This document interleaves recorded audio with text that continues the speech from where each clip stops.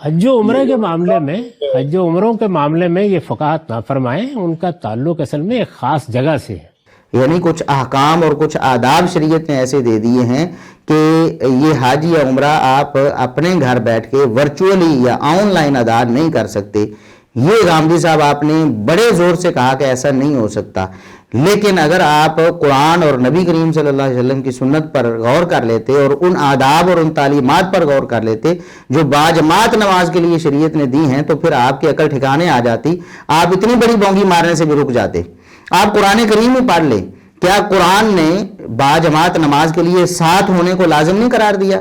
کہ لوگ ساتھ ہوں اور امام کے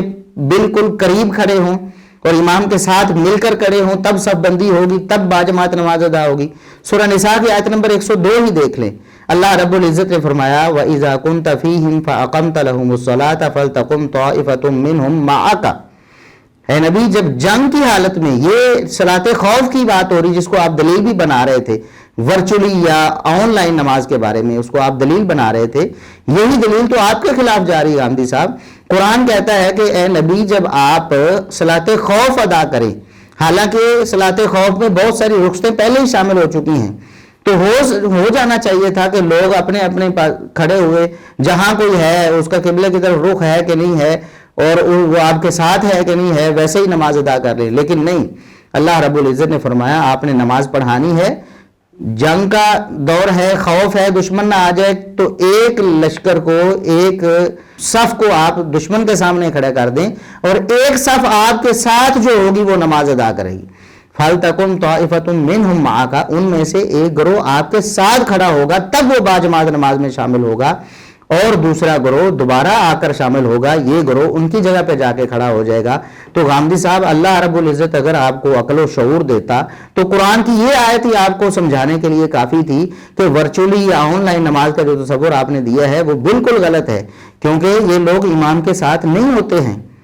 امام کے ساتھ حقیقی معیت یہ ضروری ہے کہ وہاں جس جگہ پر امام موجود ہے اس جگہ آپ بھی کھڑے ہوں، ورنہ صلاۃ خوف میں ضرور یہ رخصت ہوتی کہ دور سے جہاں تک آواز جا رہی ہے لوگ دشمن کی طرف رخ کر کے کھڑے ہیں تو وہاں ہی اسی طرح ہی نماز ادا کرتے رہیں. لیکن ادھر بھی امام کے ساتھ آنا لازم ٹھہرا کہ امام کے ساتھ آپ نے کھڑے ہونا ہے. اور صلاۃ خوف کا جو دوسرا طریقہ ہے اس میں بھی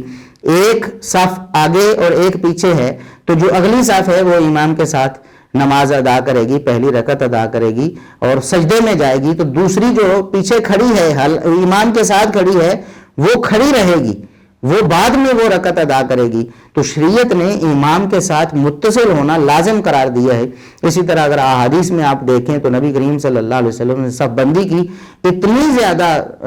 تاکید کی ہے کہ باجماعت نماز میں صف بندی کے علاوہ کوئی چارہ کار نہیں. آپ امام کے ساتھ کھڑے ہیں اور صفوں کے بارے میں نبی کریم صلی اللہ علیہ وسلم نے فرمایا وَقَارِبُوا بَيْنَهَا، صفوں کو آپس میں ایک دوسرے کے قریب کرو، امام کے ساتھ بھی قریب ہو کے کھڑے ہو جاؤ اور صفوں کو بھی ایک دوسرے کے قریب کرو. اور اگر آپ اس طرح ورچولی اور آن لائن نماز کا فتویٰ دیتے ہیں تو پھر کہاں صفیں ہیں؟ اور امام کے ساتھ تو کوئی بھی نہیں، امام اکیلا کھڑا ہے اور ہر جگہ ہر بندہ اپنی اپنی جگہ پر کھڑا، اپنے اپنے علاقے میں اور اپنے اپنے خطے میں، اور آپ اس کو اپنی ایک رائے اور فقہ قرار دے رہے ہیں اور لوگوں کو مذاق کر رہے ہیں کہ انہیں دین کا پتہ ہی نہیں ہے.